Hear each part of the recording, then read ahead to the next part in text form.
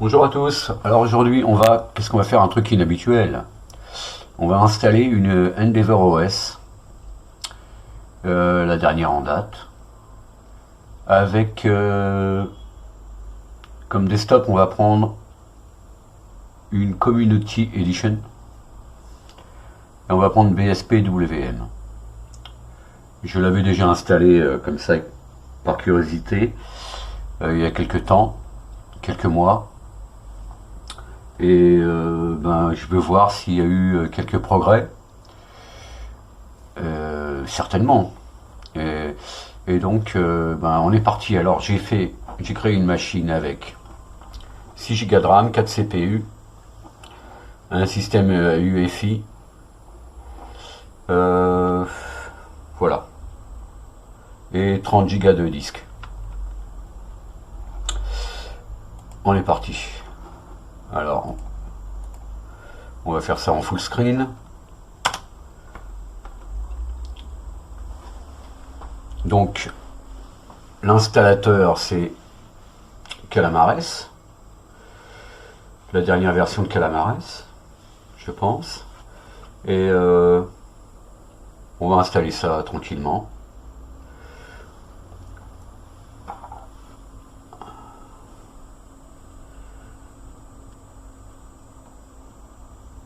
Voilà. Voilà, donc StartX directement. Et on est sur un XFCE de base. Jusqu'ici, pas de problème. Alors, ici on est accueilli par un Hello à la Endeavour OS. Alors on peut utiliser Gparted si l'on veut. Je vais faire les choses par défaut, on va dire, enfin par défaut un petit peu, parce que on peut. Alors on va mettre à jour la liste des miroirs. Bon, moi je suis en France, donc je vais faire OK. Voilà. Comme ça on aura du miroir tout neuf. OK. Là on nous présente la liste des miroirs. Save. Voilà. Install Community Edition. Voilà, si on veut installer XFCE, on clique sur Start the Installer. Sinon, Community Edition. Donc on va avoir un Calamares spécial.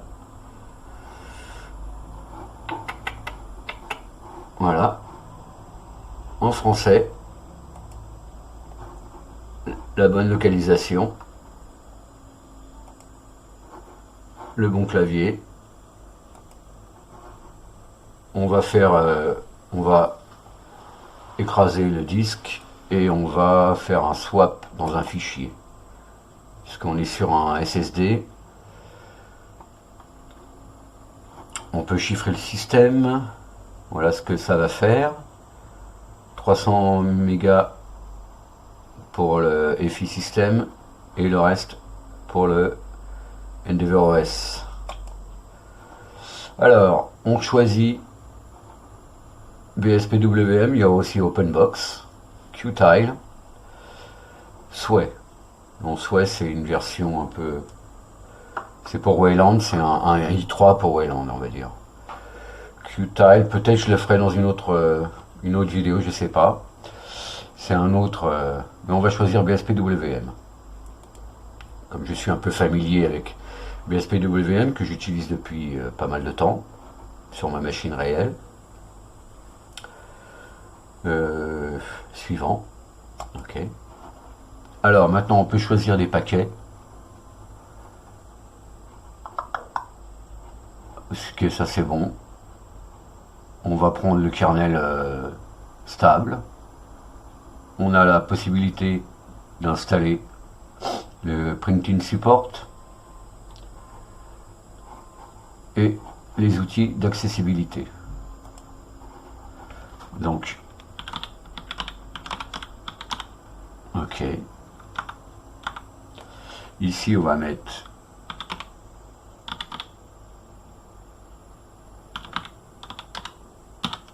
EndeavourOS, un mot de passe.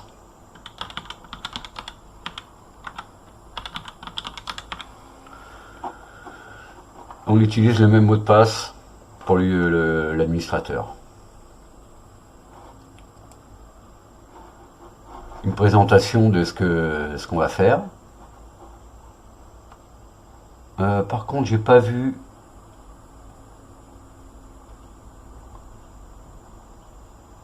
précédent. Forfait de base.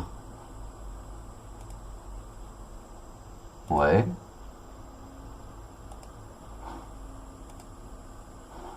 BSPWM, partition.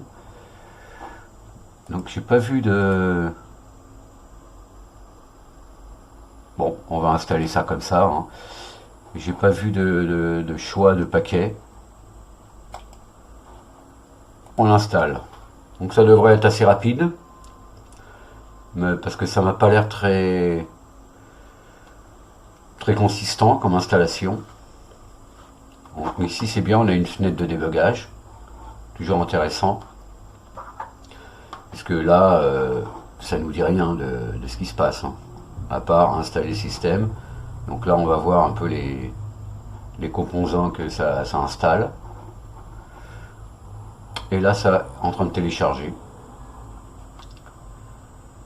Donc si vous avez bien rafraîchi votre mirror list, ça devrait dépoter.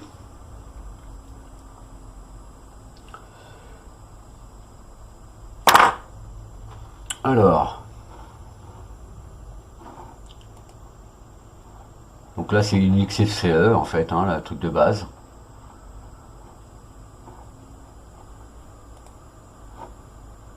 Ouais, Firefox en graphique. Ouais, c'est tout ce qu'il y a de accessoires. Ouais, système. Il y a des outils EndeavourOS. Pourquoi pas. Alors EndeavourOS c'est un peu le fork de anciennement Antergos. Apparemment elle a plus de succès et il y a l'air d'avoir une bonne communauté assez importante. Je suis allé un petit peu traîner mes guettes sur les forums. Donc il y a du monde, il y a du développement et apparemment ça s'améliore. C'est bien léché, hein. L'apparence c'est bien customisé. Après sur une BSPWM édition, on va voir qu'est-ce qu'il y a comme personnalisation et comme paramètres.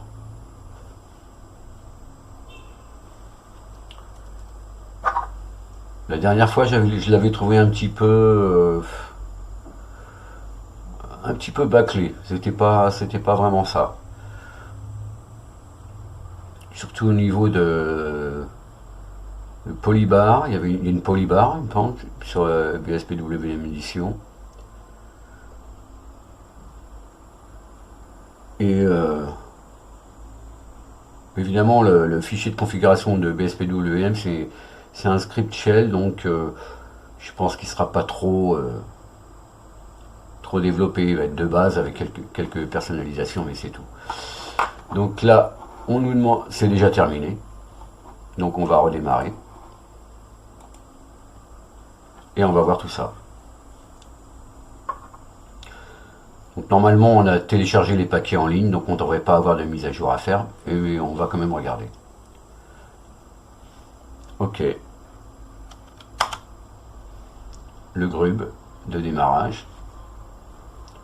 Voilà, on est déjà là. Donc là, on a un LiveDM personnalisé. Pas mal. Et voilà, BSPWM est chargé. Alors, on a toujours notre welcome screen, écran d'accueil. On peut, donc il y a un EndeavourOS Update Notifier, on peut le configurer. Voilà. Donc il démarre 30 secondes après le démarrage de la session. Il est persistant et il se fait tous les jours. Ok. Timer status.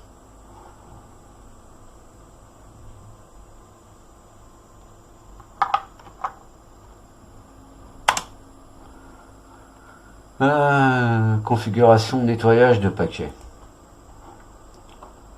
D'accord. Donc ça c'est des outils EndeavourOS. J'avais fait une petite vidéo sur la maintenance du système. Apparemment, EndeavourOS nous propose des outils pour cela. Voilà. Nombre de paquets à garder, un peu comme dans PAMAC. On a une espèce de... Dans les préférences, on peut choisir combien de versions de paquets on garde dans le cache. Là, on peut faire supprimer les paquets désinstallés. Ok. Donc, un mot de passe.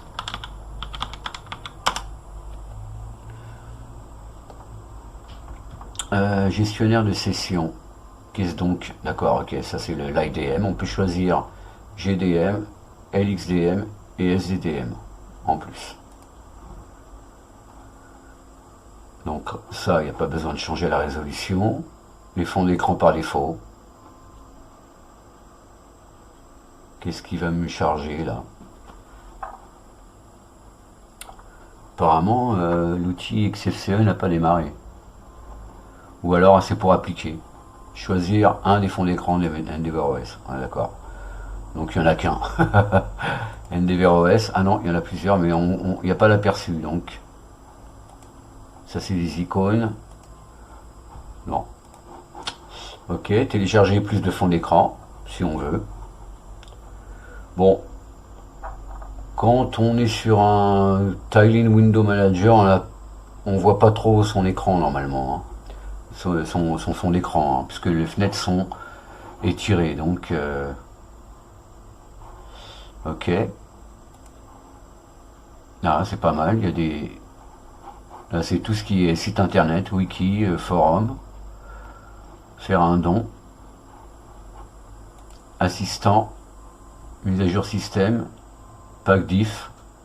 Là, donc là, on peut faire comme dans la vidéo que j'ai faite. On fait un petit pack diff et on peut faire un merge avec les nouveaux fichiers. Ce qui peut être pas mal. BSPWM information. Qu'est-ce que ça va ouvrir? Ah, apparemment ça ouvre. D'accord. Ça nous amène sur le wiki de Arch Linux pour BSPWM. Ok. Mais ça a ouvert Firefox, mais ça n'a pas fait le focus sur Firefox. Donc ça, c'est des règles qu'on peut ajouter dans notre BSPWM-RC.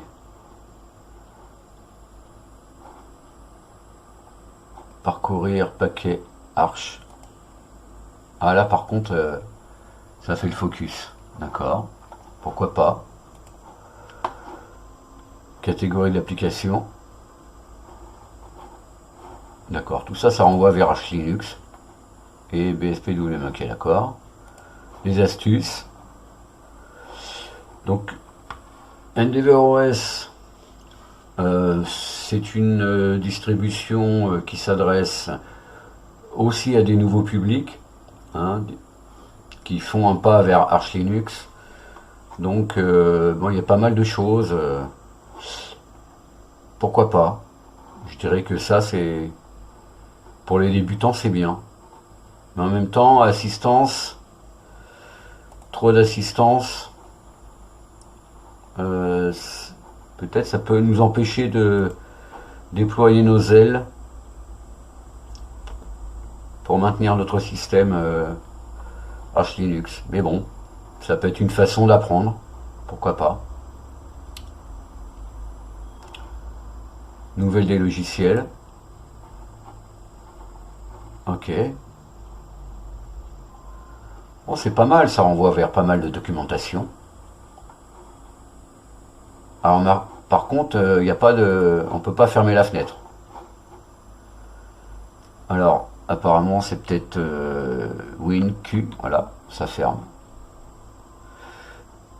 Edit config, mot de passe. D'accord. Donc là, on est sur un fichier.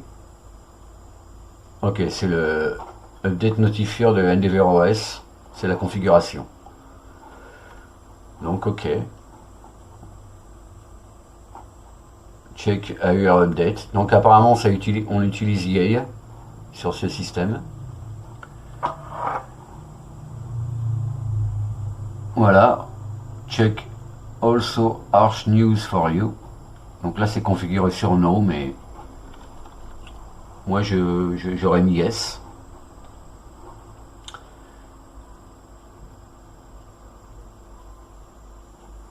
Ok, d'accord, ça c'est quand on fait la mise à jour, on peut checker les news. Pourquoi pas, ça c'est plutôt bien. Ok. Donc on n'a pas fait de modification, c'est CTRL X. Et on ferme la fenêtre. Ok, bon bah écoute. Voilà, ça c'est... On va quitter. Et maintenant, on va regarder un petit peu. Donc je crois que c'est mode D, donc c'est-à-dire super D. Et on a un Rofi. Donc là, je vais chercher un éditeur de texte. Apparemment, l'éditeur de texte, c'est Xed. Voilà, Xed. Moi, j'aurais mis un truc un peu plus avancé quand même. Hein, quand on est sur une BSPWM, on peut faire un petit peu de développement, on peut faire un peu d'autres choses. Donc j'aurais mis en éditeur de texte graphique, j'aurais peut-être mis un Genie. Mais bon, pourquoi pas. Donc là, on va ouvrir notre configuration. Donc là, on affiche les dossiers cachés, les fichiers cachés. On va dans config, BSPWM. Voici le BSPWMRC. Donc là, on va faire préférence. On va regarder le thème. On va mettre, voilà, on va mettre ça.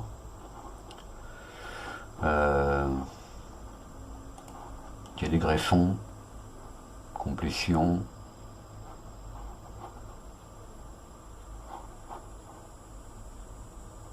Ok. On peut faire des sauvegardes automatiques. Afficher les numéros de ligne.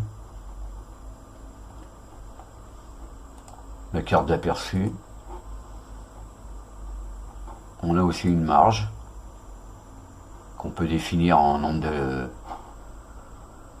de caractères ici. En fait, ça nous sert à nous astreindre, à ne pas faire des grandes lignes dans nos scripts ou dans nos configurations. Ça nous donne une limite. En fait, c'est pour faciliter la lecture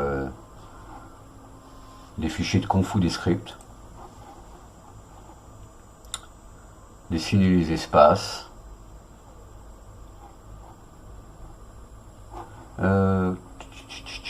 Utiliser l'espace à la place des tabulations. Non. Annotation automatique. Auteur à la ligne. Couper les mots. Ok. Ok. On peut peut voir aussi peut-être le panneau latéral. Ici, on a un système de fichiers. Afficher le dossier.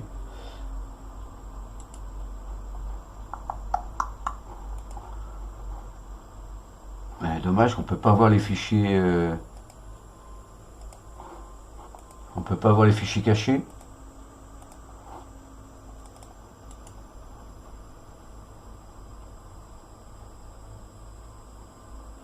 Ouais, bon non. Alors, BSPWMRC, voilà comment ça se passe. Ok, au départ, avec pigrep, on vérifie que SSHKD est utilisé. Si c'est pas le cas, on l'exécute. Donc SSHKD, j'en avais déjà parlé, c'est ce qui commande le clavier, hein, ce qui écoute le clavier. Donc c'est un outil développé par la même personne qui a fait BSPWM. Donc il est tout à fait recommandé à utiliser avec BSPWM. Qu'est-ce que je vois donc? Oui, voilà, par exemple pour Firefox, tout à l'heure on n'avait pas le focus. On peut faire un copier et puis espace. Voilà. Bon. Voilà. Par exemple, Chromium n'est pas installé, je peux l'enlever. Voilà, ici les couleurs des bordures. Si j'ouvre un terminal, voilà, il y a le focus et on voit la couleur des bordures de fenêtre qui changent en fonction du focus. Pour ajouter des règles, c'est simple. Alors soit dans la configuration, là les règles c'est pour les applications. BSPC rule, c'est pour les applications. Config pointer follow focus true. Focus follow pointer. Je vais mettre false. Voilà.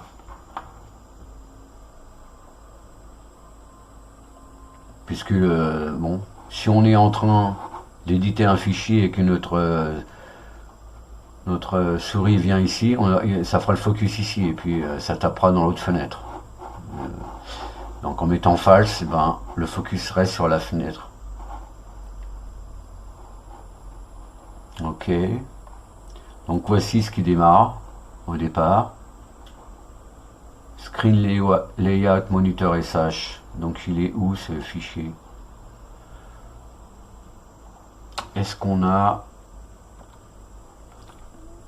Je crois que c'est Tunar qui va se lancer. Puisque... Ouais, c'est gestionnaire de fichiers Tunar. Il n'y a pas PCMFM par exemple? Non. Ok, donc on va utiliser Tunar. Apparemment les fenêtres s'ouvrent comme ceci.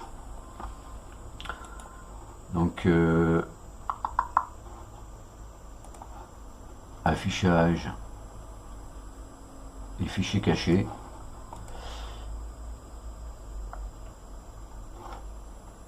Config. Voilà, on a Yay ici. Il n'y a pas de configuration, mais Yay utilisé. Et apparemment, il y a des outils XFCE. Si je fais htop,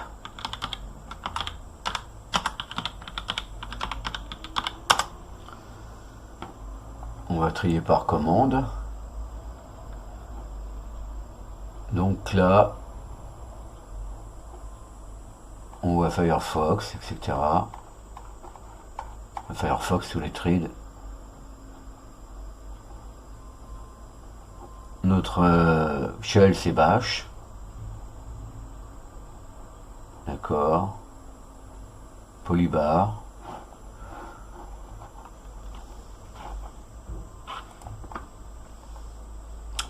Mais par contre ce SH là, on est dans... Si je vais dans Home,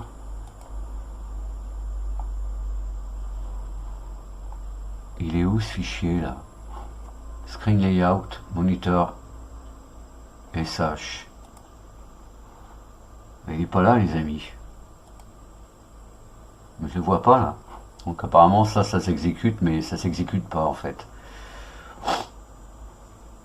Puisqu'on n'a même pas de fichier de script. Local share, state. D'accord, pipewire. Xconf. Qu'est-ce qu'il fait là?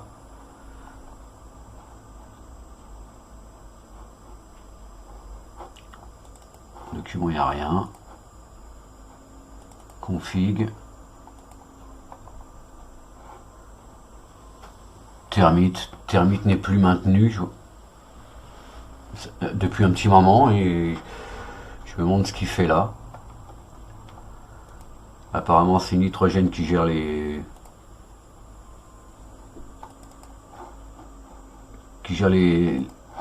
papiers peints. Il y a Dunst comme notification. Polybar on a vu. Rofi.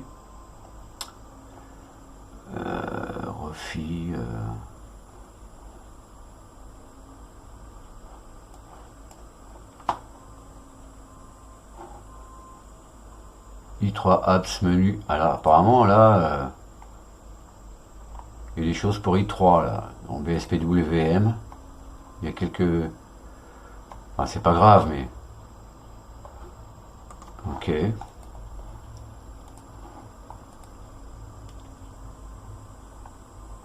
Et si chez KD, donc là on a tous nos raccourcis clavier. Parlons pour resizer, ça serait quoi? D'accord. Donc là, on est sur mode Alt J. On utilise les touches Vim. K pour celui-là. Focus. Ouais. D'accord.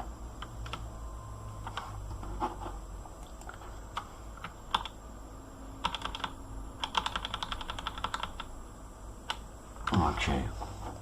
Donc, alors est-ce que je peux agrandir là ici? Donc là, ok. Bon, les gaps sont un petit peu importants, mais c'est pas grave. Ouais, apparemment, je sais pas si c'est la dernière version de Rofi. Ici Q, je vais faire Pacman. Rofi. Si c'est la 1.7.3.1 qui est installée, d'accord, c'est la dernière version.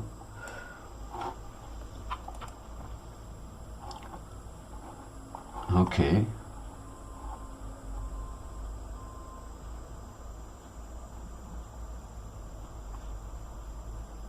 Ok, Power Menu. Donc tout ça c'est la gestion des fenêtres et des applications. Bon, ça reste assez minimal. Il y a quelques personnalisations. Hein. Ah, on a ici donc Super F1. Là, on a un Rofi mais avec les raccourcis clavier. Mais par contre, c'est bien beau, mais on voit pas ce que ça fait là. On va dire que les commentaires, on ne les voit pas. On voit le raccourci clavier, un espace, et là normalement, voilà, moi j'aurais pas mis colonne 3 par exemple. Il faut ouvrir le script là, config. Il est dans BSPWM, key bindings, text, key bindings, Rofi. J'ouvre. Donc c'est le même script que j'avais fait plus ou moins. Mais alors Rofi, Marker Pro, line 15.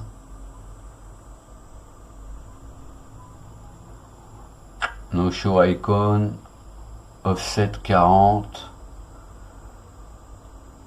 Donc j'avais dit quoi? Mode 1. Parce que si je cherche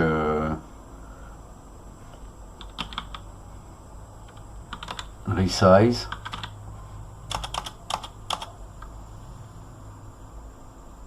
il n'y a pas de resize. Mais là, par contre, quand on filtre, on voit bien les commentaires.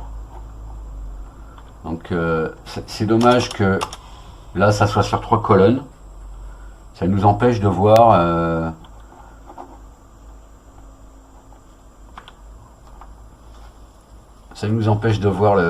la chose. Mais par contre, peut-être que je peux modifier tout ça, mais bon. Voilà, colonne 2. Si je rajoute colonne 2 ici, line 15, on s'en fout, on va mettre là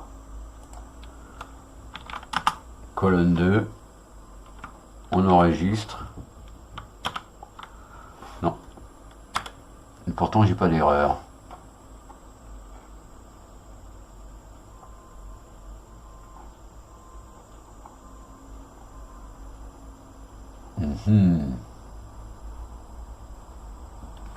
Bon, c'est pas grave. C'est un peu dommage, mais bon. Et c'est un peu petit. Et un petit peu petit tout ça.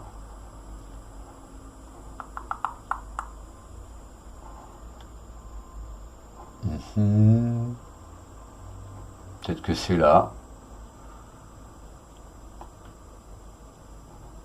Dommage. Donc ici on a, oui je reviens à nos moutons, donc dans config on a SSHKD, SSHKD RC, donc ça c'est la configuration pour nos raccourcis clavier en utilisant SSHKD. Donc quand on a terminé de l'éditer, par exemple là je me demande, c'est même, est-ce que c'est CTRL F si je fais reload là? Ouais, reload. Ok, d'accord. Donc super espace, ça va recharger la config quand on l'a changé. VSPWMRC, on va l'enregistrer, parce que j'ai fait une petite modif. Mais ça, par exemple, je ne le trouve pas. Ça y est pas. Screen Layout, Monitor, SH. C'est peut-être une ancienne config, et ils n'ont pas bien nettoyé. Ok.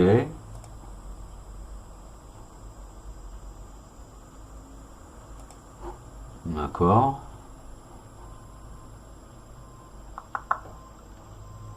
Là, il n'y a peut-être pas besoin de et, mais c'est pas grave. Non, c'est propre. Maintenant, je vais ouvrir la config de Polybar. Donc là aussi, il y a le script de démarrage. Il y a les scripts, check updates. Ok. On va ouvrir config ini. On va faire affichage, on va grossir un peu. Je crois que c'est CTRL plus. Voilà. Alors, moniteur VGA, hein, c'est certainement ça. Si je fais Xrender.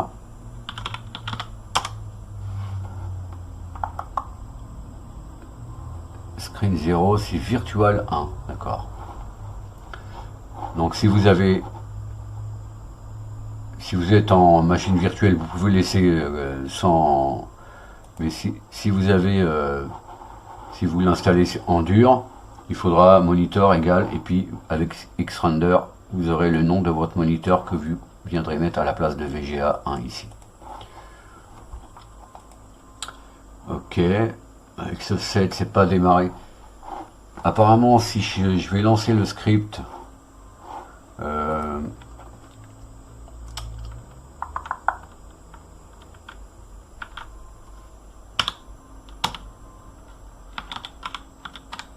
Config Polybar, voilà. Voilà, j'ai eu des erreurs. Apparemment, Xoffset, c'est pas,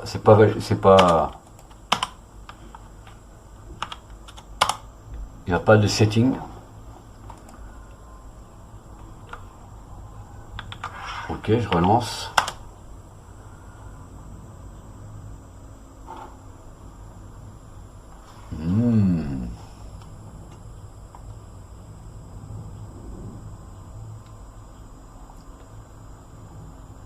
Color BG. Ok, ici on a nos... Ouais, BG. D'accord.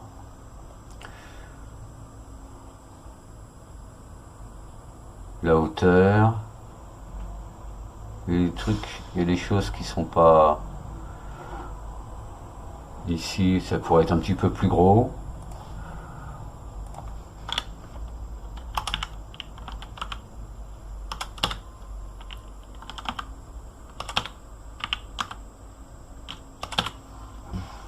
Ah, j'ai pas fait CTRL S. Voilà pourquoi ça va pas. Voilà, maintenant je vais relancer le script.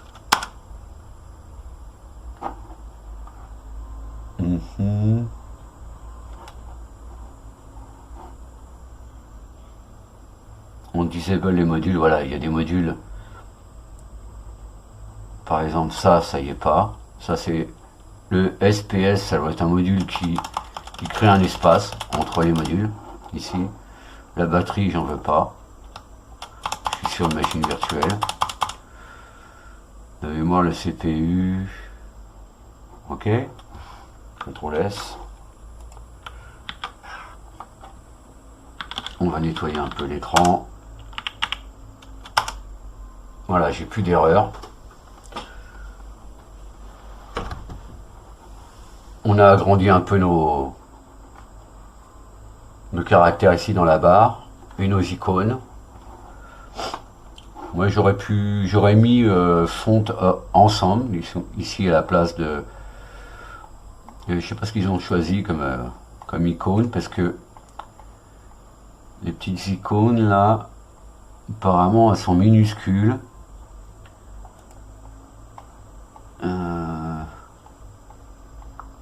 Est-ce qu'il y en a d'autres dans la config?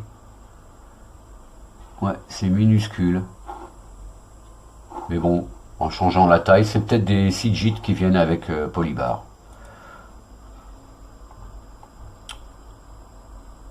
Et là, il y a une syntaxe spéciale ici pour du texte. D'accord. Par contre, il y a des choses un petit peu... la mémoire.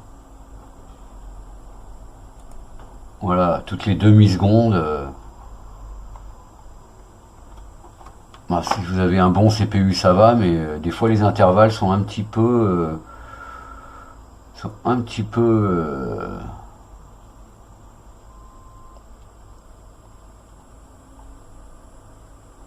Là, par exemple, ici, on voit les caractères chinois, là. Hein. Je ne sais pas pourquoi. Une configuration pas très bien nettoyée, hein, on voit encore les caractères chinois. C'est pas grave, hein, on peut changer tout ça, mais...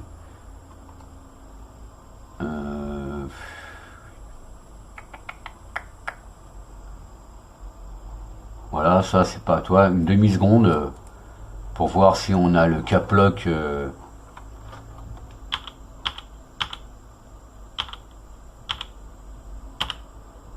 Ouais, apparemment ça fonctionne pas bien. Ouais, voilà, les intervalles pour exécuter des scripts toutes les demi-secondes, c'est peut-être un peu court en fait. Hein. Il faudrait voir à utiliser un autre système. Parce que plus vous allez mettre de scripts qui vont envoyer des infos dans la barre, plus ça va tirer sur le CPU en fait. Hein. Donc si vous mettez des intervalles trop petits, voilà quoi. Ça va tirer dessus. Bon, ça va, on va dire c'est propre.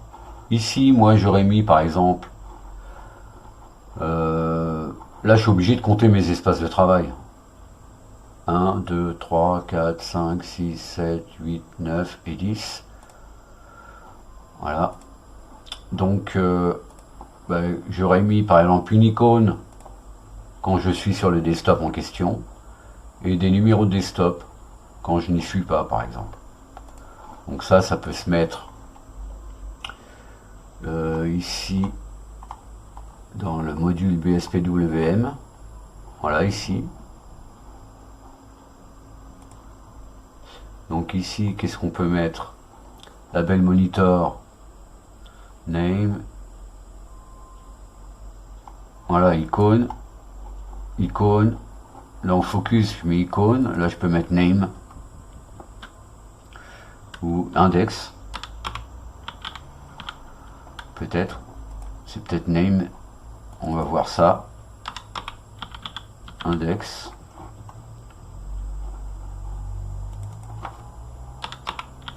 Index. J'enregistre. Je relance le script. Ah, index, on voit ça. Donc maintenant on va mettre name, peut-être à la place, et peut-être ça sera peut-être mieux. On aura les mêmes noms que dans la config de BSPWM. Donc BSPWMRC. On va avoir les chiffres romains. On va voir si ça marche. En fait, il y a icône, index et name. Si j'enregistre et que je relance, voilà, apparemment il faut espacer, il va falloir espacer. Voilà, quand on vient dessus on a l'icône, mais il faut espacer.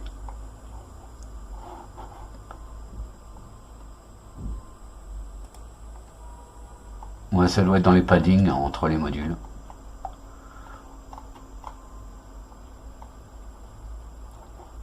Tray padding, tray size, spacing.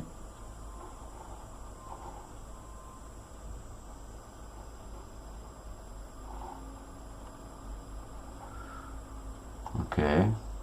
Séparateur, il n'y a pas de séparateur. Il n'est pas configuré.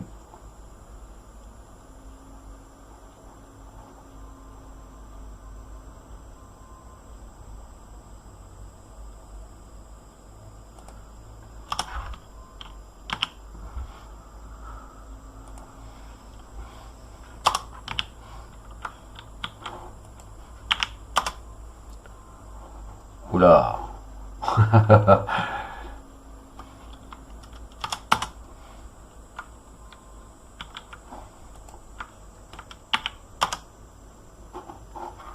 Oula. C'était 0 ici. Donc apparemment c'est pas ça. Mais enfin bon, voilà, on peut configurer le truc. Dommage ici. C'est vraiment dans le module peut-être. Le BSPWM qu'on peut le configurer. VMName i3, bon là on est sur BSPWM.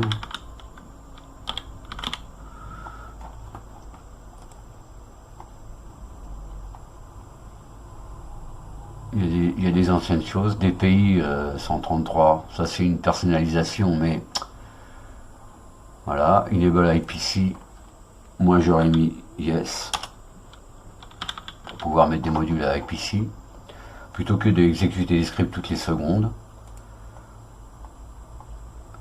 Ça tire sur la barre. Alors,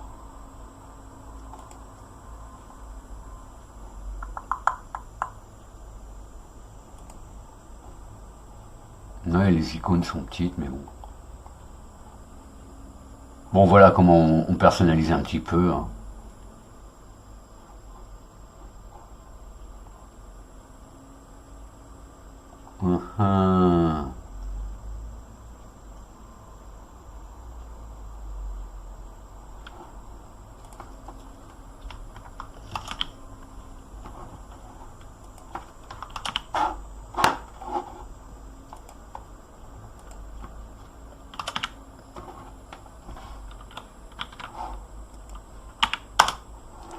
Là j'ai mis 1, mais on pourrait mettre autre chose. Apparemment la résolution fait que... Mais Voilà, on a plus d'espace. Et après, bon, en fait, là, on va être obligé de... C'est pour ça que cette police n'est pas... La police utilisée n'est pas extraordinaire. Après, ça dépend de la police qu'on utilise. 14... ils avaient mis 12, je crois.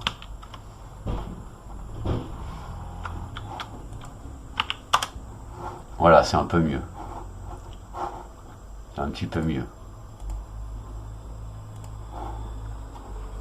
Non, mais bon, je trouve que c'est bon, c'est pas trop mal.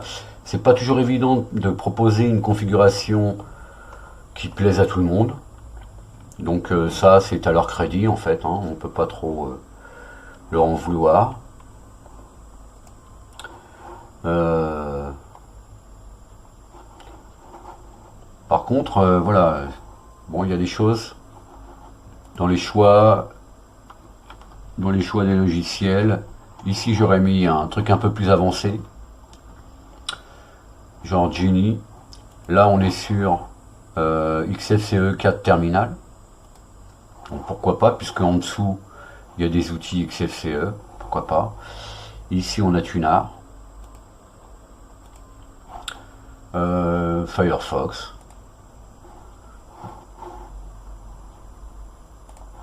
Donc là, on peut mettre Occupied.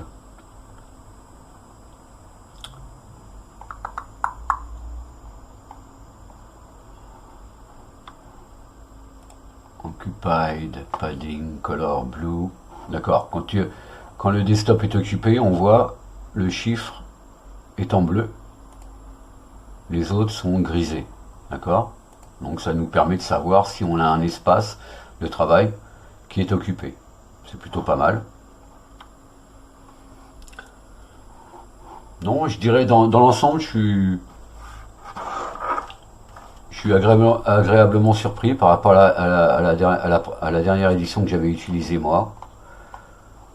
Là, c'est un petit peu compliqué. J'aurais mis des fontes ensemble, ça aurait été beaucoup plus simple. Elles sont beaucoup plus, on va dire, beaucoup plus souples. Et il y a un choix assez immense. Tandis que là, bon, elles sont un petit peu, elles ont du mal à, surtout ici, là, ça implique de mettre une syntaxe à chaque fois un peu trop compliquée. Tandis que là, on pourrait mettre le nom de notre moniteur qu'il y a dans BSPWMRC ici, et puis une icône, et enlever cette syntaxe. Pour moi, il n'y a pas besoin de mettre la syntaxe ici. Mais bon, c'est pas si grave. Mais bon, là, tout ça c'est un petit peu petit. Alors si je clique, j'ai les préférences du terminal XFCE. Apparence. Alors voilà, on a un avertissement rouge. Le réglage de l'opacité n'est pas disponible car la composition est désactivée. Donc ça, voilà, il n'y a pas de compositeur. Donc on fait couleur unie. Et puis voilà, 10 c'est peut-être un petit peu, voilà, c'est plus lisible. Et voilà, qu'est-ce qu'on a comme voilà, source code pro. Il n'y a pas de déjà vu. C'est dommage parce que ça c'est une police qui passe partout. Pas de hack.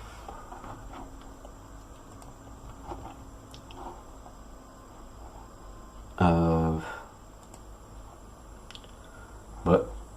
Dans l'ensemble, je pense qu'il y a du progrès. Et donc je recommande, on peut la recommander pour des gens qui veulent faire un pas vers Arch Linux et vers une édition communautaire comme BSPWM. Ça nous donne il y a des choses qui sont déjà faites pour nous, donc c'est pas trop mal. Mais soyez curieux, allez voir les fichiers de configuration. Ici, c'est un script shell. Donc, si vous savez scripter, vous pouvez faire des choses intéressantes. Par exemple,